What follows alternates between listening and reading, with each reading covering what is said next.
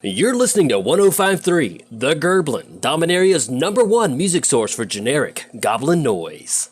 Hey gang, using the promo code MTGMudsta, one word, all caps, will get you 10% off orders of $10 or more at Flipside Gaming, Original Magic Art, and orders of singles at Multizone. If they don't have what you're looking for, you could check out TCG Player and use my affiliate link to help support the channel. Looking for a way to bling out your deck and not spend a fortune? Alter Sleeves can help with that, and you can help with the channel at the same time by using my affiliate link. Or, if you're looking to join the Goblin Gang, you can always support me through Patreon. Hey gang, and welcome back. Today's game is another multi-zone matchup, with Miguel once more playing his Omnath deck. He keeps 3 mountains, Forest, Nature's Lore, Perilous Foray, and Broken Bond. Dom is playing Gonti, keeping 2 swamps, Star Compass, Supernatural Stamina, Kaya's Ghost Form, Sign in Blood, and Kakusho. Joining him in the mono black deck, Jameson is playing Villus, keeping Liliana's Contract, Aetherflux Reservoir, Soul Ring, Ancient Tomb, Myriad Landscape, Reliquary Tower, and a snow-covered swamp. Max is playing his Karador deck, keeping a Hushwing Griffin, Elishnorn, Linvala, Keeper of Silence, Vivian, Champion of the Wild, Exotic Orchard, Altar of Dementia, and a Temple Garden. Jameson wins the die roll and starts us off. Jameson plays a snow-covered swamp and taps it, casting Soul Ring. Dom plays a swamp. Miguel plays a forest and blows up the Soul Ring with Nature's Claim. This gives Jameson 4 life as it resolves though. Max simply plays a tapped Temple Garden. Jameson draws and plays a Myriad Landscape tapped. Dom plays a swamp and plays a tapped Star Compass. Miguel plays a mountain for his turn and keeps on blowing stuff up, using Broken Bonds to take out the Star Compass. He also gets to put a land from his hand into play because of the spell, putting out a forest. Max plays an Exotic Orchard and plays his own mana rock, a Mana Crypt. He then casts Vivian, Champion of the Wilds, and downticks her to look at his top 3. He exiles 1 and bottoms the rest, passing to Jameson. Jameson plays a Reliquary Tower and uses his lands to activate the Myriad Landscape. He sacrifices it and passes. Dom draws and pays 2 black for Sign in Blood. He loses 2 life and draws 2 cards. He then passes, discarding down to 7 and pitching a Noxious Gearhulk. Miguel untaps and plays a mountain. He then casts Hammer of Perforos and passes to Max. Max passes his Mana Crypt roll and plays his snow-covered swamp for turn. He casts an Altar of Dementia and then upticks Vivian before passing to Jameson. Jameson plays an Ancient Tomb for turn and casts a Liliana's Contract. It enters, causing him to lose 4 life, but also draws 4 cards. He passes, not needing to discard down to 7 because of Reliquary Tower. Dom plays a swamp and pays 3 mana for a Mimic Vat, passing. Miguel's turn has him continuing to set up, playing a mountain, and then casting Where Ancients Tread, before passing to Max. At the end of turn, Max flashes out a Hushwing Griff. Max rolls for his Mana Crypt trigger and fails, losing 3 life. He then draws for turn and downticks Vivian again. He sets aside 1 of the 3 and bottoms the 2 before passing. Jameson plays his basic swamp for turn and pays 2 mana for Mire and Misery. This is a great card in mono black, and it forces Miguel to sacrifice his Where Ancients Tread, while Max responds to the spell and sacrifices the Hushwing to his altar to mill himself for 2. With the Hushwing Griff dying, Dom decides to exile it to the Mimic Vat, and with nothing else, Jameson passes. Dom draws and plays another swamp for turn. He pays 4 mana to cast Gonti, who comes in and isn't hindered by the Hushwing now. He targets Max with the Enter the Battlefield trigger, exiling 1 of the top 4 cards, and then passes turn. Miguel casts an Arbor Elf in his main phase and is able to tap it to untap a forest because of the hammer. He then taps the rest of his mana to drop Perilous Forays and plays a basic mountain. He then pays the 1 mana to use the forays, sacrificing the Arbor Elf to go and find a basic. As he's searching, he passes turn, and at the end of turn, Max flashes out Gadok Teague. Max rolls for his Mana Crypt trigger, taking 3 once more. He draws for turn and upticks Vivian to give Gadok Teeg Vigilance and Reach. He then hits Miguel with Gadok Teeg, and after combat is done, passes to Jameson. Jameson draws and plays a Swamp. 3 mana is then tapped for Dead of Winter, and this will give all creatures on the field -3/-3 because of how many snow-covered permanents Jameson controls. Responding to the removal, Max sacrifices Gadok Teeg to his altar to mill himself for 2, and Gadok Teeg sadly dies, going to Dom's command zone. And Jameson then follows up with Lightning Greaves before passing to Dom. Dom's turn is quite quick as he taps out for a Cryptghast and passes to Miguel. Miguel draws and brings out Omnath in his main phase. He plays a land, getting a landfall trigger, which makes him an elemental token. He then wastes no time swinging both of them at Jameson, who takes the 10. In his post-combat main phase, he sacrifices the elemental to the forays. This has Omnath dealing 3 to the Cryptghast for seeing an elemental die, while Miguel finds another basic to come in tapped. With it entering, he makes another elemental token from the landfall trigger, and passes. At the end of turn, Max flashes out Quasali Pridemage. He activates it to blow up the forays, and Dom decides he likes having artifact and enchantment removal in black, so he exiles the Pridemage with the Vat, swapping out the Hushwing. Max untaps and rolls, losing another 3 to the Crypt, and draws. 2 mana is tapped for an Evolutionary Leap, before Max upticks Vivian again, giving Miguel's token, Vigilance and Reach until his next turn. Jameson draws and taps out, taking 2 from the Ancient Tomb to cast Villus. He moves the Greaves over onto his commander, and then passes to Dom.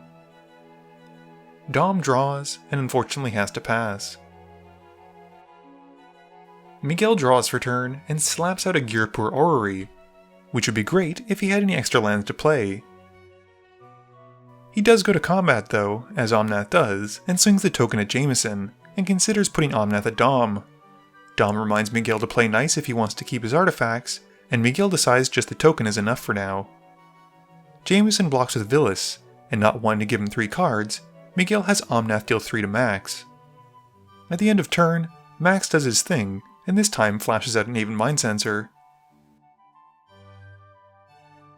Max's turn has him thinking about activating Vivian, and he remembers he had to roll for his Crypt.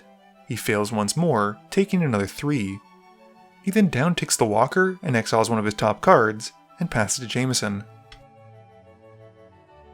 Jameson draws for turn and casts a Blood Celebrant. He then moves the Greaves over to it, and pays 2 mana for Eternal Thirst, enchanting Villus with the Aura. He then swaps the boots back, and Jameson then activates Villus' ability and targets the Mind Sensor with a -1/-1.